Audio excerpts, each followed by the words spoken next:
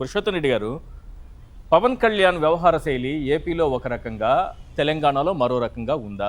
మొన్నేమో విపరీతంగా ఫైర్ అయిపోయి అసలు ఆయన ఏ రకంగా ఫైర్ అయ్యారని చూసాం మనం. మీ అయ్య జాగీరా అని అడిగేంత దూరం వెళ్ళిపోయారు. ఇది తెలంగాణ యాస, తెలంగాణ భాష అన్నట్టుగా, ఆయన ఆ గడ్డ మీదే పుట్టి పెరిగినట్టుగా, నేను నిలదీస్తానన్నట్టుగా గట్టిగా మాట్లాడేశారు.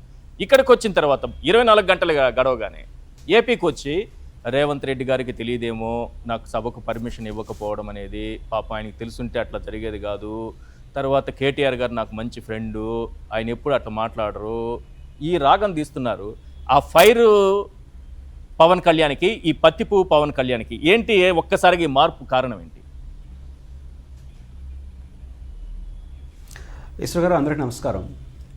బేసిక్గా పవన్ కళ్యాణ్ గారు తెలంగాణలో ఒక రకంగా, తమిళనాడులో ఒక రకంగా ఏం లేదు, అన్ని రాష్ట్రాల్లో ఒకే రకంగా ఉన్నారు. గందరగోళం, పరస్పర విన్యాసాలు, ఏం మాట్లాడుతున్నారు, ఏం చేస్తున్నారు, సంబంధం లేనటువంటి వ్యవహారాలు. వారి మనసులో ప్రధానంగా పడిపోయింది ఏ అంశం అంటే ప్రొఫెసర్ నాగేశ్వర్ గారు చుట్టూ జరిగిన పరిణామాలు.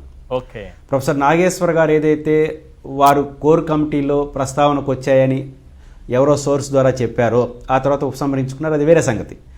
అది ఆయన బాగా ఇబ్బంది పెడుతుంది రాజకీయంగా.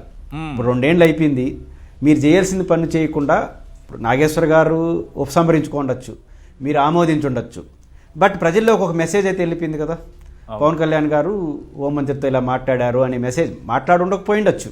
కానీ నాగేశ్వర గారు ప్రస్తావించడం, ఉపసంహరించుకోవడం జరిగిన పరిణామాలు చూసినప్పుడు మీరు చేయాల్సింది ఇది కాదు కదా, ఆంధ్రప్రదేశ్లో మీకు అధికారం ఇచ్చింది మీ అజెండాను అమలు చేయడం కోసం, రాష్ట్ర ప్రజల ప్రయోజనాల కోసం చేయమంటే జగన్ గారిని అరెస్ట్ చేయమని చెప్పి ఇది పోతుంది, అది బాగా వెళ్ళిపోయింది, అది ఆయన గమనంలో పెట్టుకున్నాడు.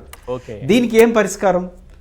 ఒక పరిష్కారం విత్డ్రా చేసుకునే దానికి అంగీకరించడం, లేకపోతే విత్డ్రా చేసుకోమని అడగకుండా రాజకీయంగా మాట్లాడాలి. రాజకీయంగా మాట్లాడడం మానేసి విత్డ్రా చేసుకునేసి మళ్ళీ రాజకీయం మాట్లాడుతున్నారు. రెండో అంశం, వారు అమాయకంగా చేస్తున్నారా, గందరగోళంగా చేస్తున్నారా తెలియదు, కానీ ఎక్కువ నాగేశ్వర గారిని ట్రోల్ చేసింది ఎవరు? తెలుగుదేశాన్ని అభిమానించే వాళ్ళు చేశారు. తెలుగుదేశం పార్టీ చేసిందని నేను అన్నగాని తెలుగుదేశం పార్టీని అభిమానించే వాళ్ళు చేసినారు. మరి వాళ్ళ తరపున మీరెందుకు ఒకరితో పుచ్చుకుంటున్నారు? ట్రోల్ చేసిందేమో వాళ్ళు, ట్రోల్ చేసింది మీరుగా వాళ్ళు మిమ్మల్ని తిడుతున్నారు. మాకు సంబంధం లేదా అని చెప్పొచ్చు కదా. కాబట్టి ఎవరి కోసం ట్రోల్ గురవుతున్నారు, ఎవరి కోసం రెండోది తెలంగాణ బేస్డ్గా ఆయన మాట్లాడిన కొన్ని మాటలు పరస్పర విరుద్ధంగా ఉన్నాయి. ఈశ్వర్ గారు ఒక మాట అన్నారు, నేను రాజశేఖర రెడ్డి గారిని ప్రశ్నించిన వాడిని, నేను జగన్మోహన్ రెడ్డి గారిని ప్రశ్నించిన వాడిని. ఇక్కడ నెగిటివ్ చూడకుండా కొంచెం పాజిటివ్గా చూద్దాం అనిపించింది నాకు. అదేంటంటే ధైర్యానికి చిహ్నం ఏంటంటే రాజశేఖర రెడ్డితో ఫైట్ చేయాలి. అవును, అంటే ధైర్యానికి చిహ్నం ఏంటి? నువ్వు ధైర్యవంతుడు అనడానికి నేను రాజశేఖర రెడ్డితోనే కొట్లాడాను, జగన్తోనే కొట్లాడాను అంటే నువ్వు ధైర్యవంతుడు అర్థం. అది అంతే తప్ప నేను పవన్ కళ్యాణ్ ధైర్యం అని చెప్పడానికి ఆయనకి స్కోప్ లేకుండా పోతోంది. కాబట్టి రాజశేఖర రెడ్డిని ప్రశ్నించాను, జగన్ని ప్రశ్నించాను అంటేనే ధైర్యవంతుని సమాజం గుర్తిస్తుందని. మరి ఇప్పటికైనా పవన్ కళ్యాణ్ గారు నన్ను ఎందుకు గుర్తించలేదని ఆలోచించాలి. జగన్ గారు ఎప్పుడు